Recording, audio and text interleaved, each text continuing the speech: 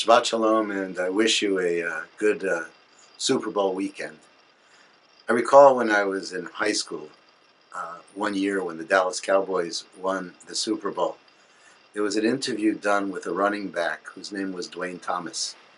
Thomas was a rather cranky and I imagine a bit of a rebellious guy who had difficulty getting along with players, coaches, and management.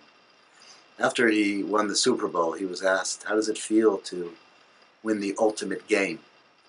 And he kind of sneered and said, if this was the ultimate game, then I have to ask you, why do I have to come back to practice this summer and get ready for next season?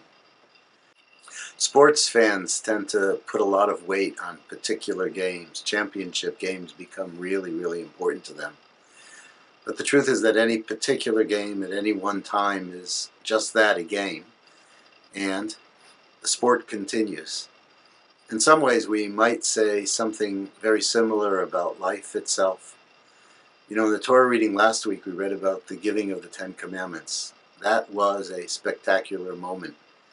And the Torah describes it in all sorts of supernatural terms. The Parsha then continues this week, Parashat Mishpatim. It says, Ve'ele Mishpatim. And so after receiving the 10 Aseret HaDibrot, the 10 utterances that have become the bedrock of Western civilization and law, then we get a lot more specific about how these laws are to be understood, how people are to govern themselves, and how we govern each other. The beauty of the Torah is that it doesn't look for perfection, but rather constantly challenges us and the world to become a little bit better. I know there's a verse in the Torah that says there should be no hungry amongst you. And then there's another verse that says that you're obligated to feed the hungry. It's as if the authors understood that there will always be hungry people. We're never going to wipe it out completely.